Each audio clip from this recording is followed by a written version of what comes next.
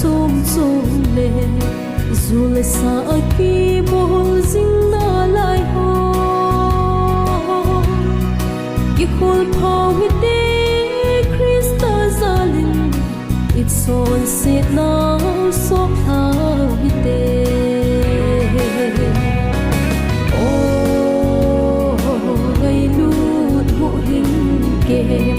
Pathin lâu pi đã đi si khô mun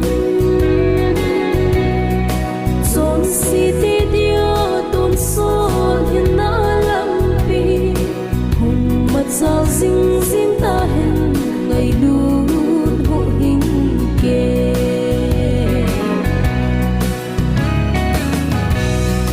zon si kim gen thay pum pum min ca hùng nghề số gen thấy ta sông lên đôi là bay Krista thì sân tay lâu chung thật xăm hình lơ kê cất xuân xịt na Krista ngày đâm nó cả trăng tay ô ngày lút hộ hình kê bát thiên lâu pi đã đi si khô mun zon si ti dia ton sol hin na lam pi hùng mặt sao zing zing ta hen ngày luôn hộ hình kề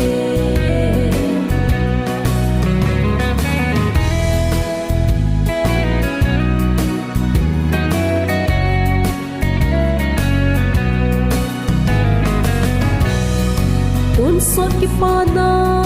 len ha gau ki pana man bay ka chang chon si tunin ke din mel pa nahi so ka hi na ang sunga kay ma hung lut kita po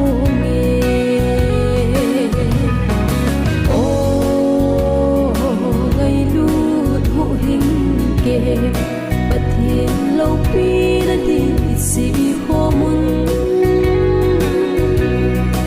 zon si ti dia ton sol hin na lam pi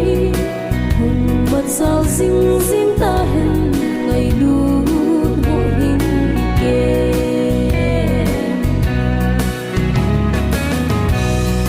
Krista zalin tu đi ngày đâm ca ta zon si bo ki ta po nge Giêsu thì sân